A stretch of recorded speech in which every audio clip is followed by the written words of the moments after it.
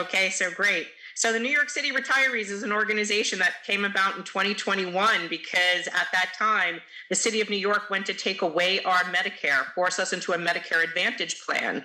We said, no way, that's not going to happen. We've been paying our Medicare tax for our entire lifetime, and we were promised a choice of healthcare plans.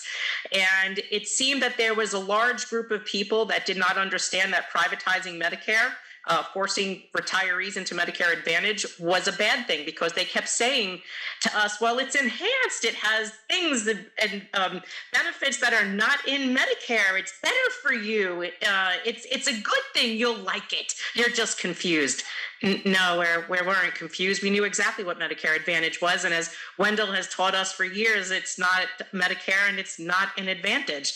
And we say this over and over again, and yet we're not being listened to. And so we have a population that with many of the guests have touched on. We have younger disabled retirees. We have 9/11 responders.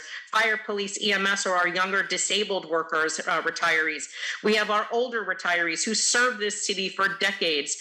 So we have a bit of a mix of both. And you're absolutely right, Bob. We have a large group of people from all spectrums of civil service in the city of New York, younger and older.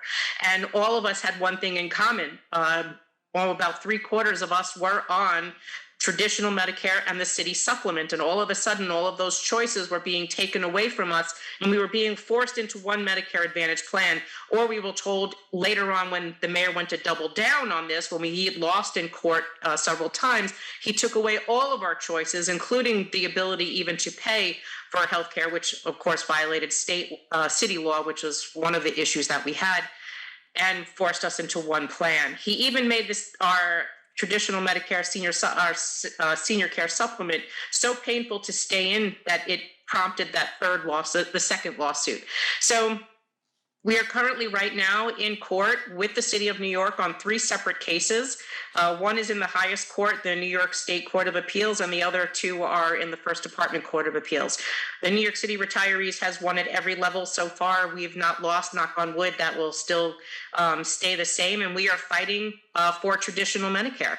We have also learned that this is happening around the country. As Wendell said, that more than 50% of retirees are on Medicare Advantage. And I'll tell you for a fact that this is not because they chose Medicare Advantage. Of course, many of them do.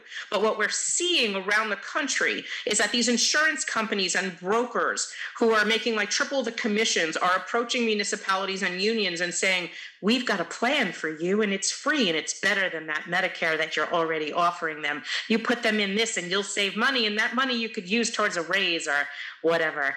And they're doing it because they don't know the difference. And so unfortunately, we're able to stop some of them with this litigation, but others are coming to us after they've been in these plans, like Ithaca, and they have to end up negotiating with getting out of the plans. We've helped other current unions in other states that listened to our message because they were aware of our advocacy, and they were able to go back to the bargaining table and tell their employers, no way, we're not doing this. We're not putting our retirees into Medicare Advantage, and they moved the needle that way. Now we just need to educate the rest of the country not to privatize Medicare for their current collective bargaining or raises, and educate them why.